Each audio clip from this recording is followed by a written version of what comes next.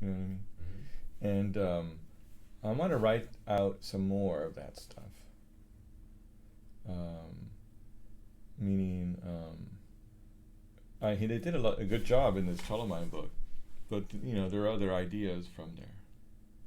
That we could use some of the same. Start with that as a base, and then create some more.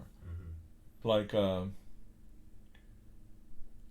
to the second position on the A string, and play 4, 2, 4, 1.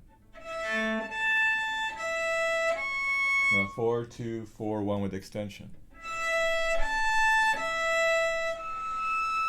Yeah.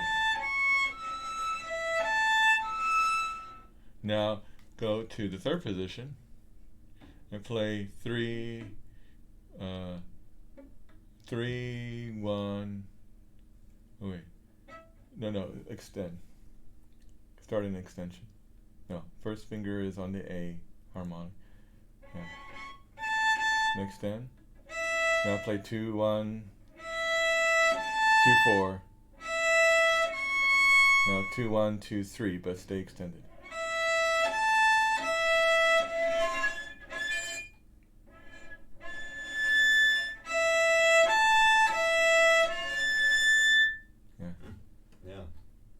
Can you play those notes? Play them. Like, stop the string.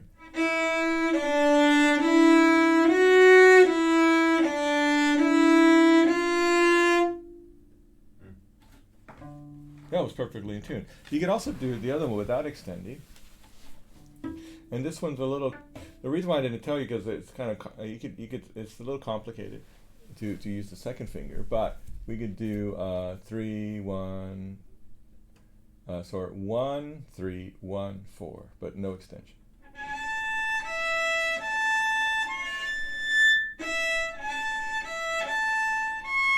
No. Bridge.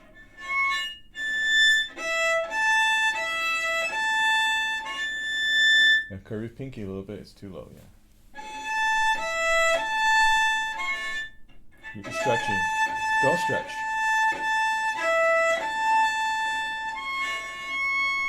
Yeah, you're stretching your pinky. You're doing this with your pinky.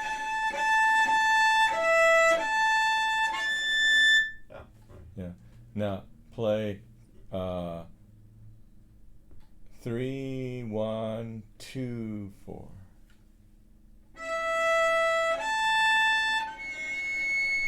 One finger at a time.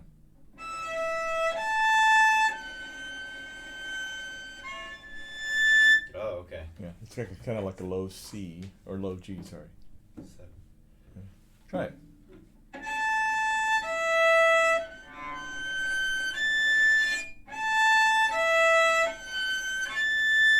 Yeah. Now move up to the fourth position. Now play 1, 3, 4, 2. No, 4. Oh, it's like the same. Yeah. Oh, okay. No, do it again and get a better sound, because here's what happens with your bow when you're playing with stop notes. You're getting scratchy sound, but eventually you can convince yourself that scratchy sound is good. Yeah. So did I ever show you how to do that? I'll show you. So when you play like a scratchy sound, eventually it feels like, you can kind of like convince yourself, kind of like the way OJ convinced himself he didn't do the murder. Mm-hmm. So here's the note here. If I play this note, I play with lots of weight and like just over push, too much on it. It may feel like if you're in a big hall and you get used to the sound, you may feel it's like okay, but watch what happens if I try to do a harmonic that way. There's like no sound. So what I have to do with a harmonic is be precise with where the location is, my finger, my left finger, but also work with the the friction of the bow on the string and how close it is to the bridge.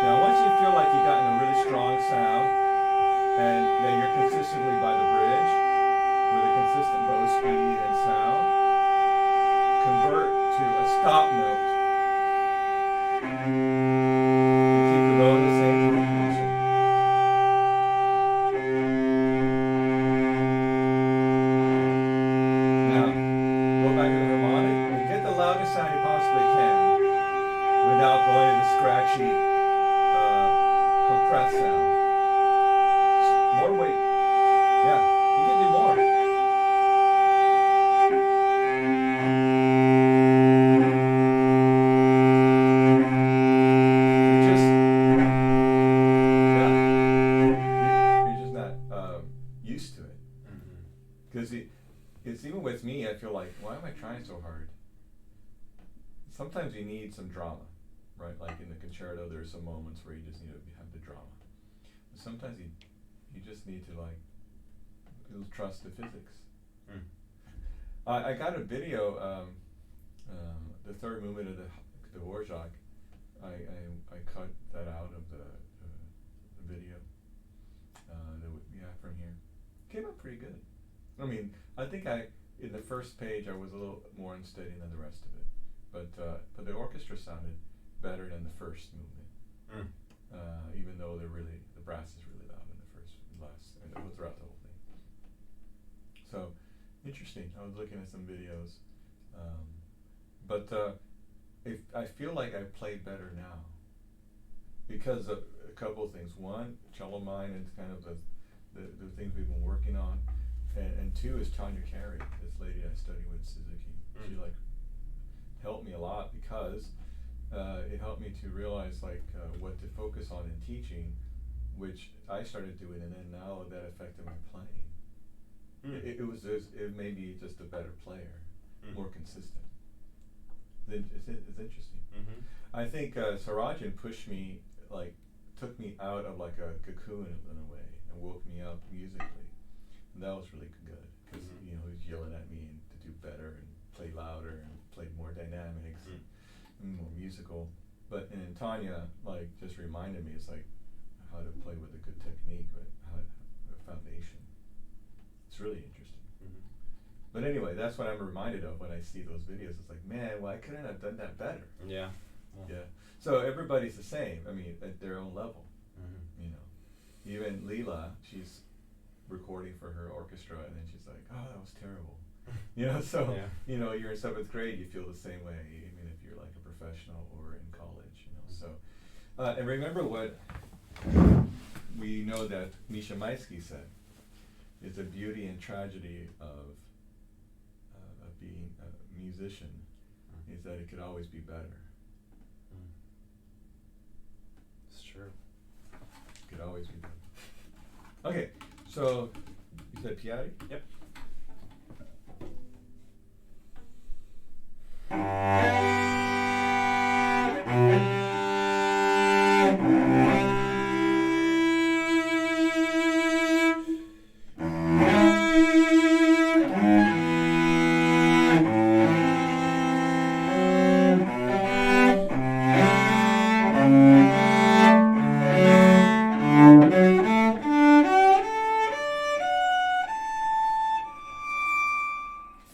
There when you play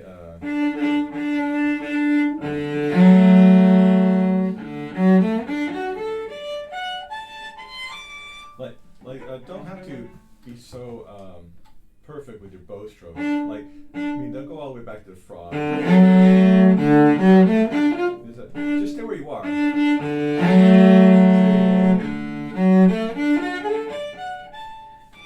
You know, just stay where you are.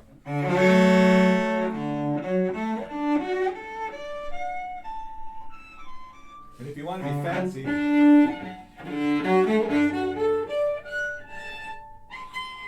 or whatever, you do a couple ups at the end. Oh, okay.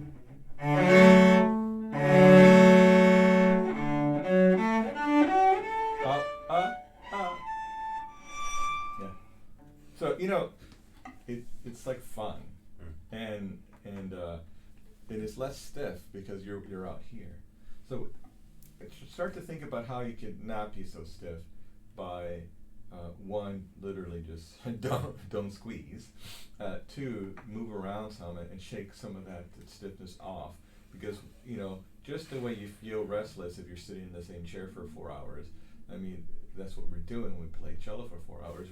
We're not moving. Move, you know. As soon as you feel any kind of stiffness come around, shake it off. You know, whatever that girl's name, shake it off. You know, Tay-Tay. Oh yeah. The other, and then, is investigate how your bowing and fingering could change, you know, to give you a little bit more inspiration, so to speak, to start the process of like, hey, I could play at the tip. You know, it's a lot lighter over here. When you're playing by yourself, you're not battling against a quartet, piano, orchestra. Play with a beautiful sound. Just play with the most beautiful sound you can, like the ideal sound. Were you there when Jeff Ziegler played? He played for Aperio. Oh yeah, He had like a microphone, right? Yeah. Well, he had like electric cello, right? Yeah. He had two of them. No, he had a solo cello concert. Yeah, I didn't get to come to that one. I came. Well, he had a real cello with a nice mic and okay. stuff. And Barry Stills from the ballet was there, and he was like, "That's the way we should play. We should always play with a mic, because you could play just as soft as you want, and you know, just make it pretty, and no, you don't have to worry about being heard." And you know, and of course, this is something that Jeff has realized, is when you play with a microphone and you're solo, I mean, as long as the level is right, you don't have to worry about projecting. And you can get really soft tones and really cool tones. Because, of course, we're always worried about projecting a good tone. Well, what's a good tone? We talked about this. The definition is, a good tone has the fundamental of the string or the note always ringing. So if you have a B flat, like this one, this is the longest wave, and that is what's ringing. Not if you're playing ponticello or really light bow, you hear like an F or something, or some other note, right? So you want that B flat, the lowest B flat, to be ringing. So if that's the softest, it's fine, as long as you hear the fundamental. That is a good tone. So that means it needs to be ringing in any dynamic. Do you understand what I'm saying, right? I mean, if you don't understand, read Cello Mind. Well, yeah, I mean, it's simple. Yeah. Wake up, like, get woke with Cello Mind. That should be like a bumper sticker for us. Get woke. So, next is this thing about harmonics. Remember how we play with harmonics? I think like when we did at the beginning of the Dvorak harmonics. Oh yeah. Let's see if we could do it this way too, like this. Can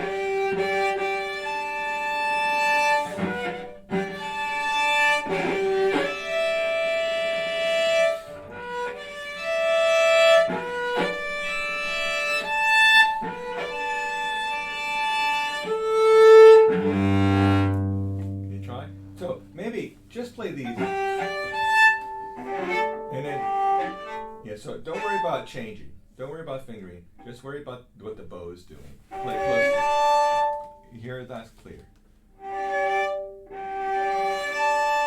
So, before we start this, what are the suggestions for triple stops, quadruple stops? You get to the top string, which is usually the A string, before the balance point. doing an up bow, you get to the top string before the third section. It's about a third of the way up, so then about a third of the way from the tip, you want to be on the A string. Okay, so, and then close to the bridge. So you're pushing down a little extra there. Light fingers.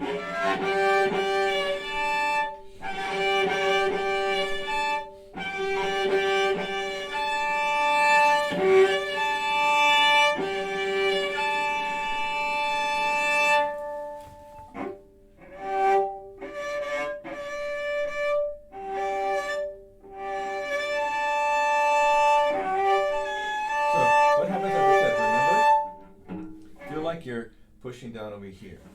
Can you feel like you're pumping like an old-fashioned water well? You're pumping for the water.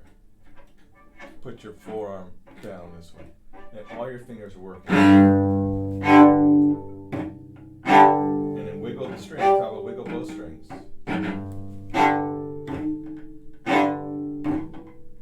Okay, now try again from the beginning.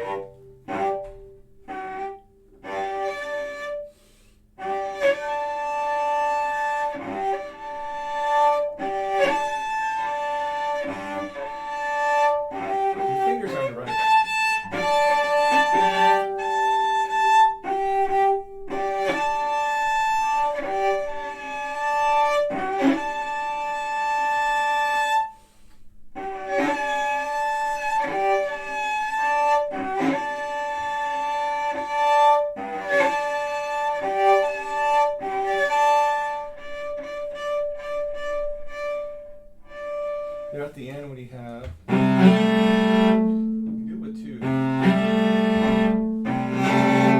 And then watch this. Let go of the bar. Okay. Well, one thing, like second finger doesn't really bend a lot, but I could try. From the top. In the air. Do this in the air. Is good enough?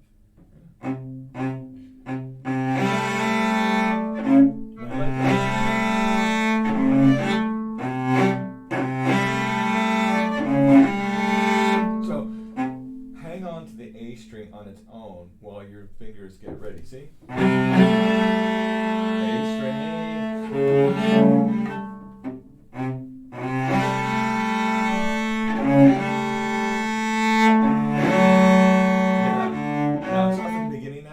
Ready, beginning.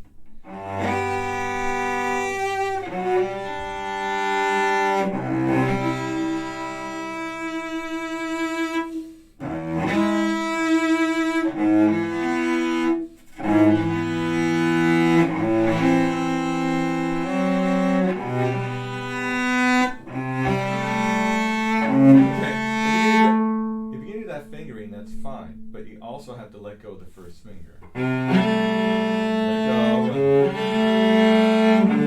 Okay, don't keep it barred because it's keeping you. The same thing with some of the other chords. But you notice, well, first of all, congratulations, that sounded better. Didn't that sound better? Yes. It was easier. It's just your fingers are tight on the left side. Wait.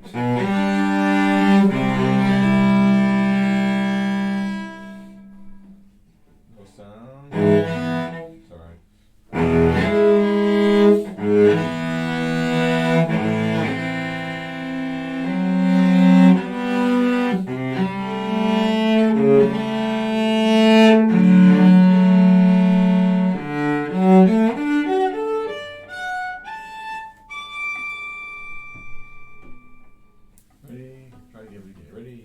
And move.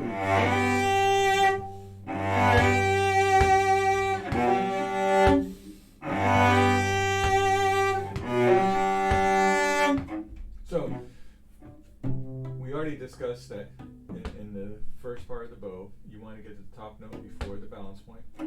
You also on the up bow want to get there before the third of the bow. So the A string is usually the melody. And sometimes you let go of the D string, but you don't. Yeah, you gotta sustain as long as possible. You only cheat when you have to. You know what I mean? Like you have to, unless you're like super amazing, it's hard to be clean. Meaning you're gonna have some like in between noise in between the bowing. So can you try it again and sustain the D string? See?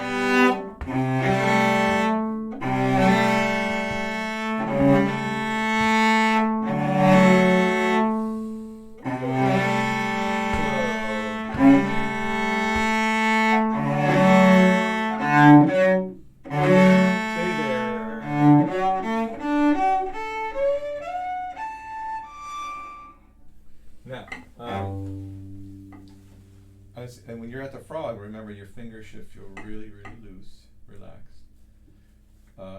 Joints feel nice and loose, and then they're firmer at the tip. Okay. Now let's try. Last thing is, the chords are always rolled right before the beat. So here the beat is 1, ready, go.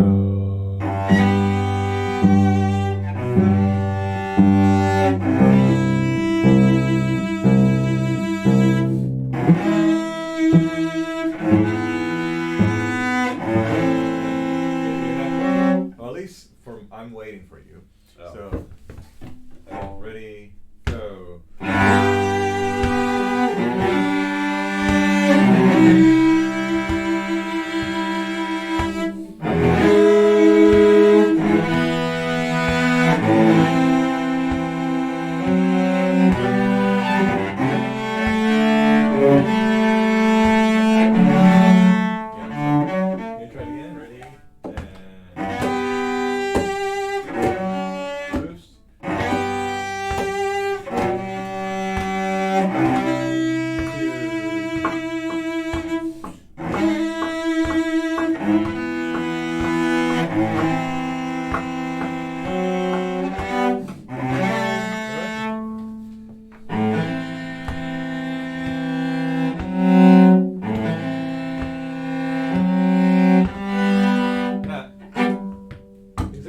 G at the open G there too?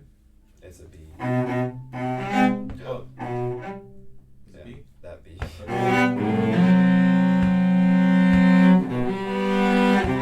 But still sustain it. So your hand has to relax and almost lift up. The right hand has the bow has to lift up.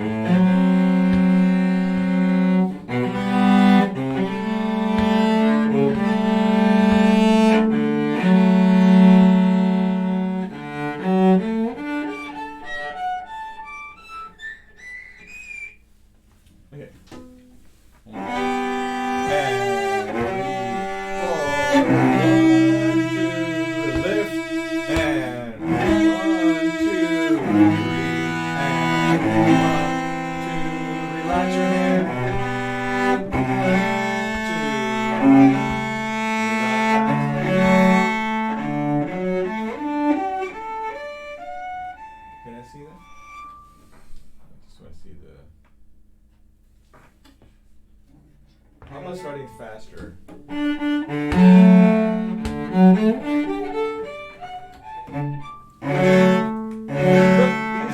you see there's 3 ups there at the end?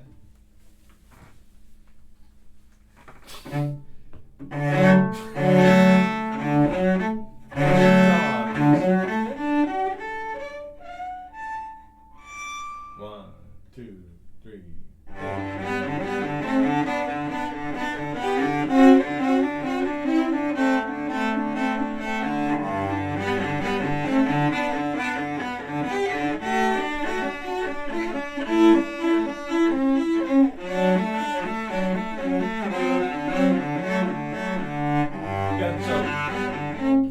I think right now what you want to do is you want to get your fingers to feel smooth, your right hand not to press too much, because if you start to squeeze the right hand, you're going to squeeze with your left hand.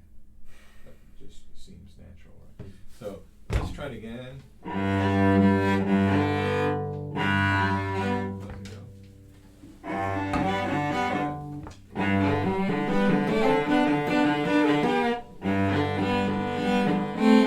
With your bow, you have to.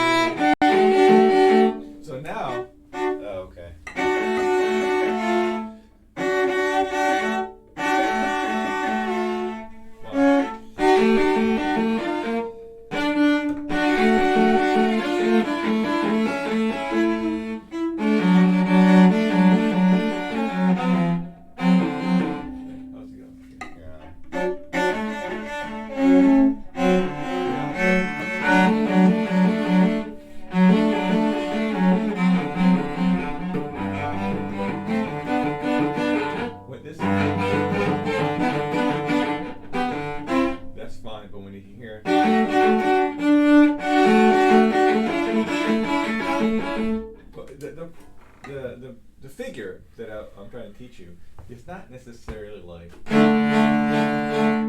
right, you're actually, that's a different figure. What I'm doing is I'm playing bowstrings.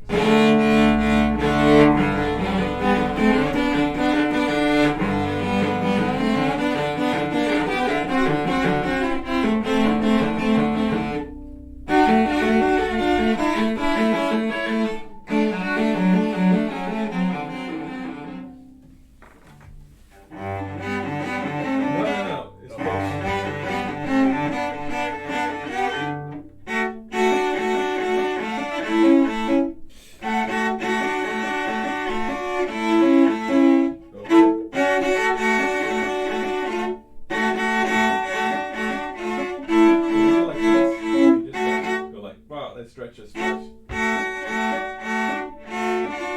Yeah.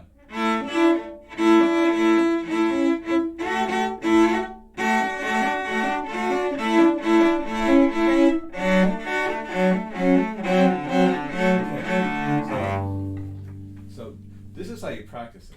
Okay. Later on, you're going to get really good at it. And sometimes you need this kind of bow stroke, kind of portato, parlando. I forget what it's called. It's kind of like you're talking with the bow. Is it more like an over articulation of the bow? Now, can you try it like this? Now try to connect it.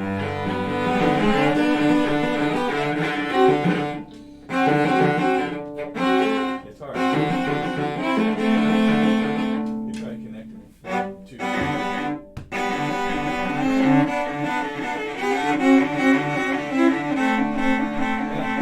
Notice how sometimes you can use it to relax, and then sometimes it's totally connected.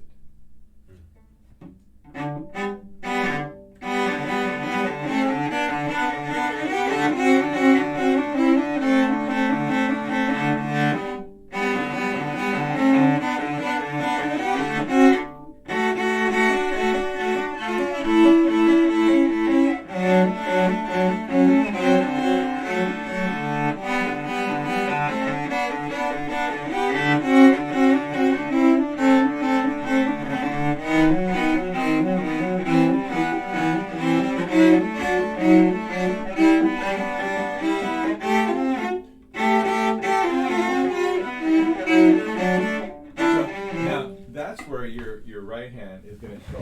This part's really hard. Why don't we do like da da be like this? Sorry. I'll forget what. Do like this.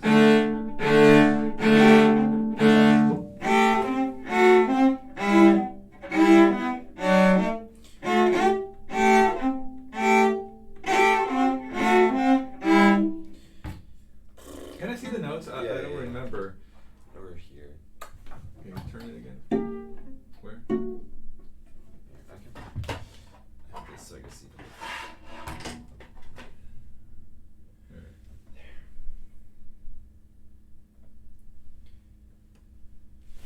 So here.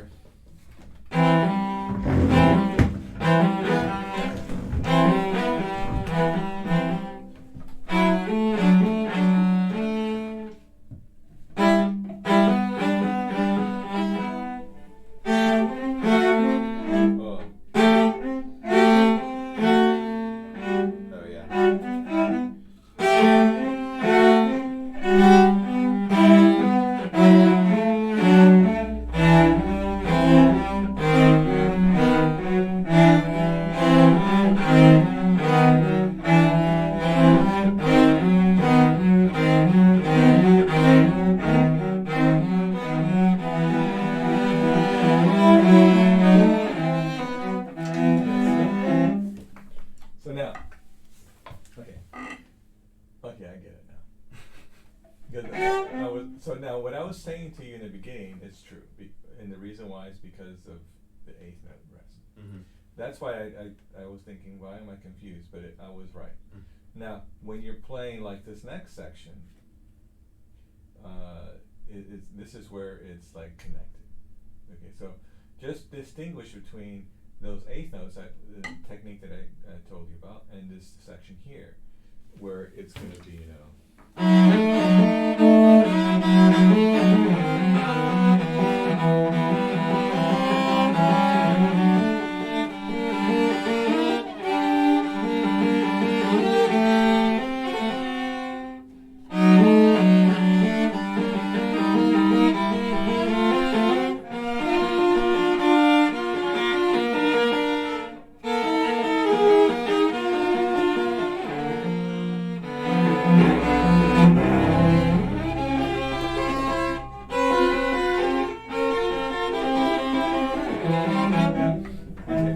Sorry to be confused, but now that I see it, I was trying just to go by memory, but I only studied this a few times. Now, let's talk about how to practice it. And I don't think I've brought it here, but I do have an edition at home that has a whole section on how to practice. What? I didn't even know that existed. Yeah. And actually, I do have something else here. And let's see if there's some information on it. In this book.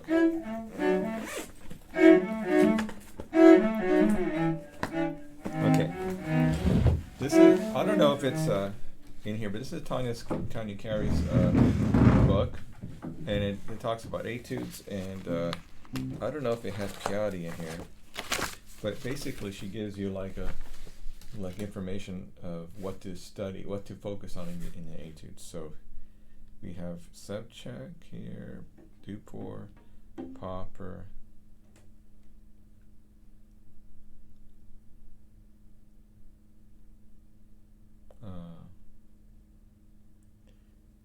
It doesn't say anything. It just has some basic stuff.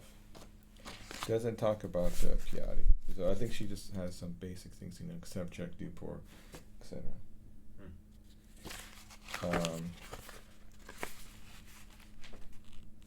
But this is really cool because see, she has like little charts and like what to focus on, and that's nice. Yeah, for and teaching. Yeah. Look, fingerboard map. Wait, you put it on the fingerboard?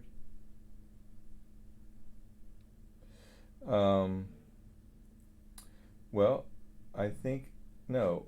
It's something that I guess you can do it. Yeah. Let's see. This is something, you could do for yourself, and then it looks pretty cool though, huh? Oh, yeah, I have a question. My student, he doesn't have tapes, and he's 10. He does, like, some stuff's in tune, but you think I should put tapes on his cello? Yes, I think you should put a few of them, like fourth finger. Yeah, like first, that one. fourth. Just first. Oh. First. No, sorry, just fourth. Just fourth? Yeah, not first, because usually first finger is hard to tune it, and a lot of times the tape is in the wrong place. So, and they need to stretch their first finger back. The other one would be fourth position, first finger, and then harmonic. And the harmonic, yeah. That's it. Well, I have him playing a C major scale, so he doesn't really, he gets lost sometimes.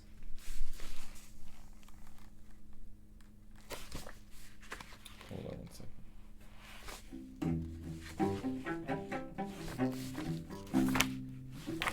Yeah, this fingerboard map is kind of cool.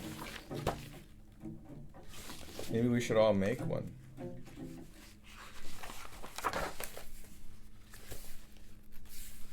What is this?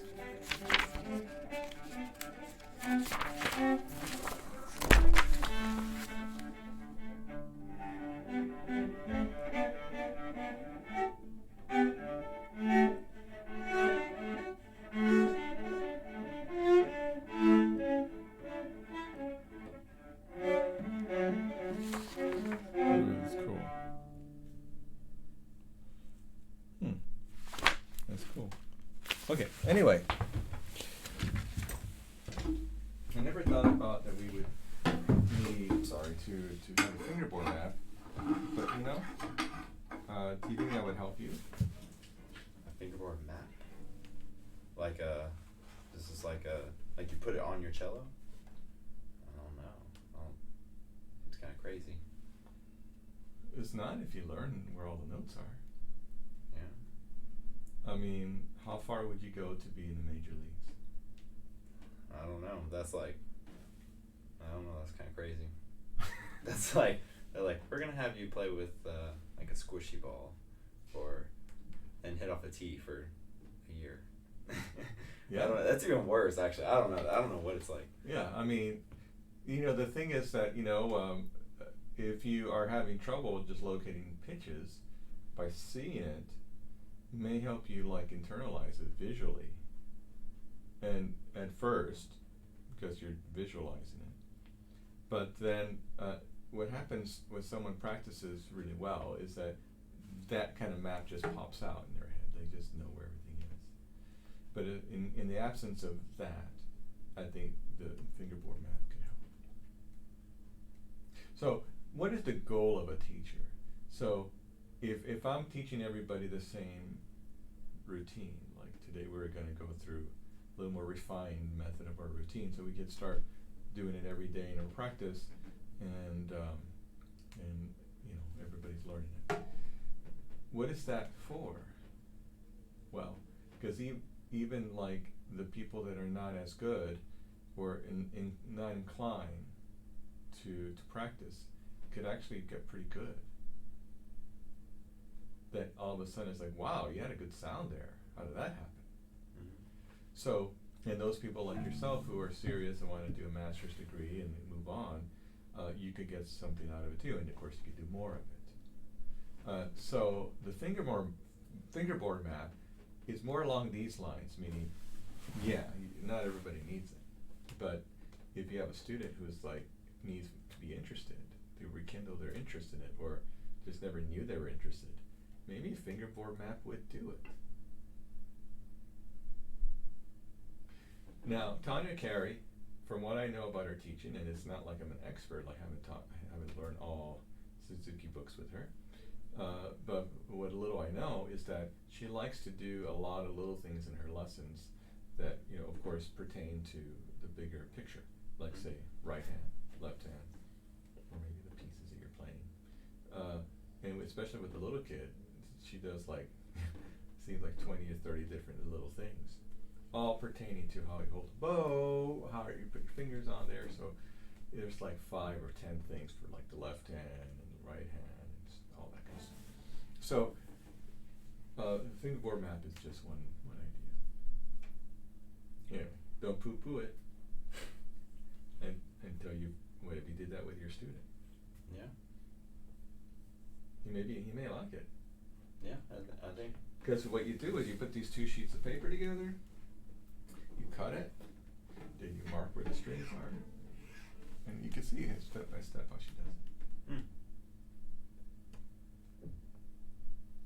I don't know how I'd have enough time for that though in 45 minutes. Well, you ask for an extra lesson and get paid more. Yeah, true. They do live in Elkins Lake, so. Or you could just say, look, can we do 60 minutes today? I need to do a special project with them. Yeah. Or you just say, you don't have to pay me. Let's do this 15 minutes thing and don't pay me. Like, you invest that time. A lot of times that if you invest time without getting paid, sometimes it gets backfires on you.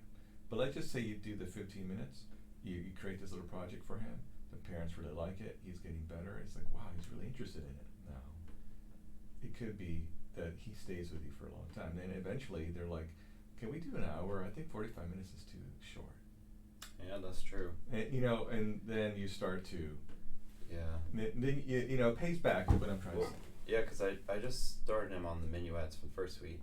Because I think, like you kind of said that it's good to start them early because it's like hard. So, maybe. And I think he's ready to learn it, but it just takes so long to show him everything. Because then there's like, well, this D is here, and then we have a C sharp, but then you have to extend, and like just explaining that takes like 3 to 5 minutes, so, and that's like one note, so it's like out of the whole, it's not that long, it's like 15 measures for the first minuet, but, so yeah, anyway. Yeah, well, there's lots there to think about. Now let's, have you gone through the whole thing? Yeah, the end is hard. But well, why don't you start for the E minor section, we're just the end of this line.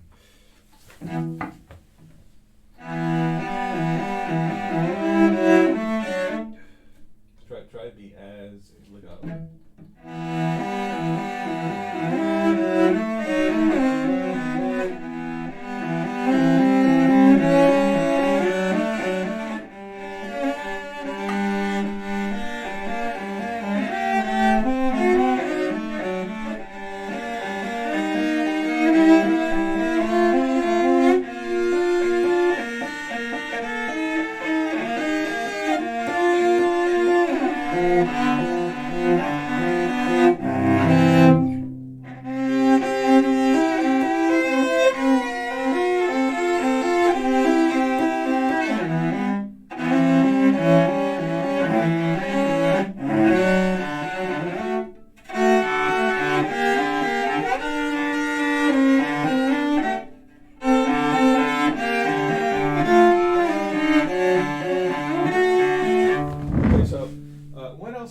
How else can you practice these things?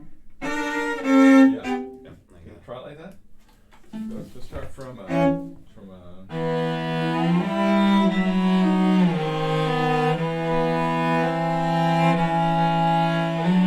ready, set, go.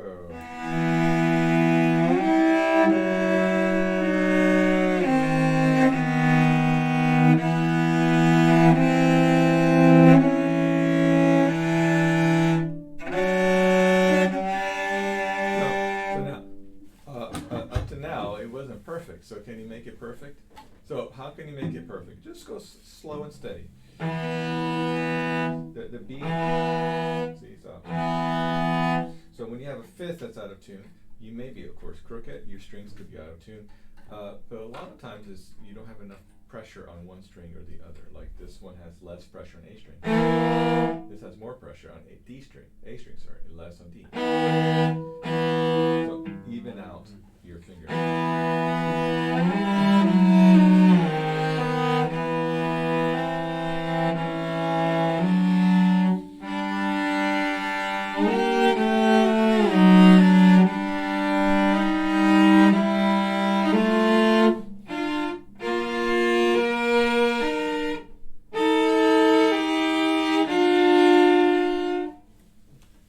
You can use more bow if you need to.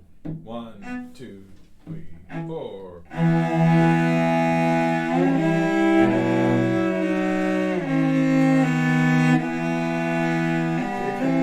Can you land that fifth correctly.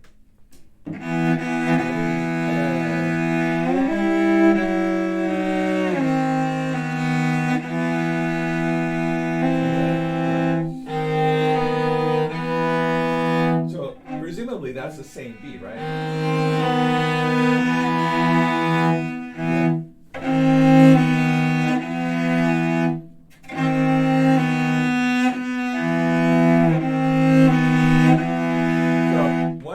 To tune or to practice intonation is to find notes that are the same between one position to the next. So that first beat sounded pretty much in tune. The second time, then when you went from half position to first position, it was wrong. So it focuses our practice. There we go again. And what about your right hand as you approach? Relax all these joints.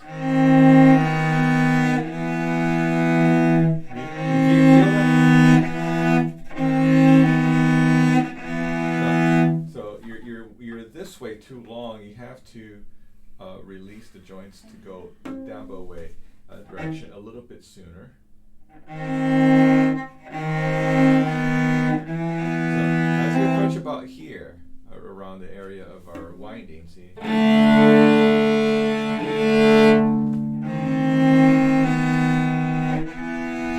Yeah, it was too quick though.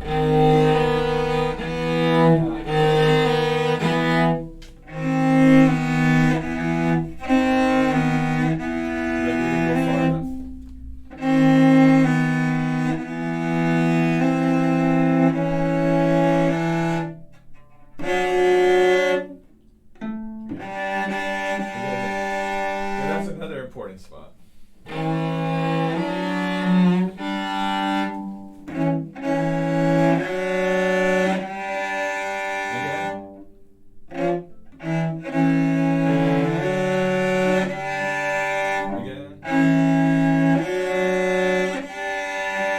Again, yes, so this is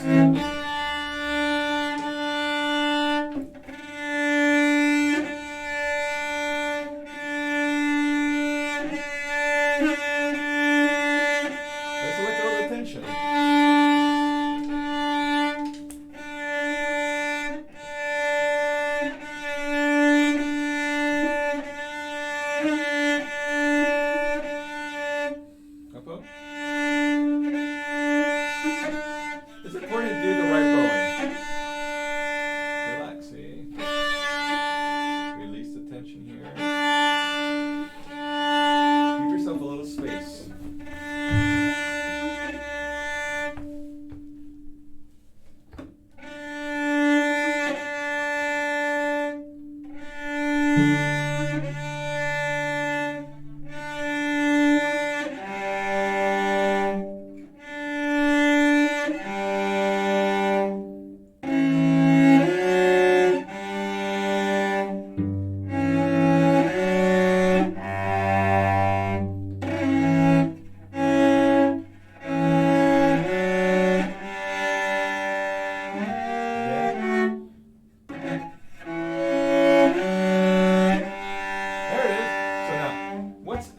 Give me another way that you could practice this intonation.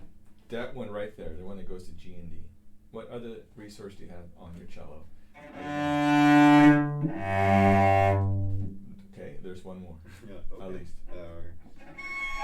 Okay, well that's another way. There's one more. It's based on harmonics, but where are those harmonics? Well, these same. yeah. So you can go like this.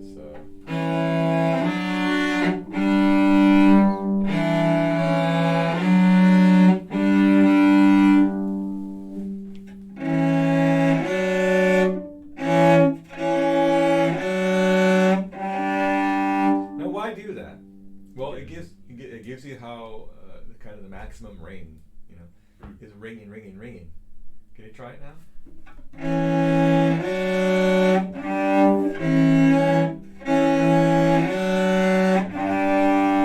No.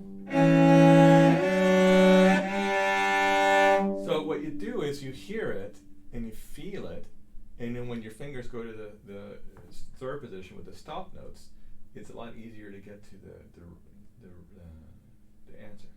Isn't that interesting? Mm-hmm. I think it's something you can categorize under like familiar, unfamiliar, familiar, familiar, unfamiliar. So say like you're playing something up here in the higher octave, you play it in the lower octave, it's obviously easier. Mm.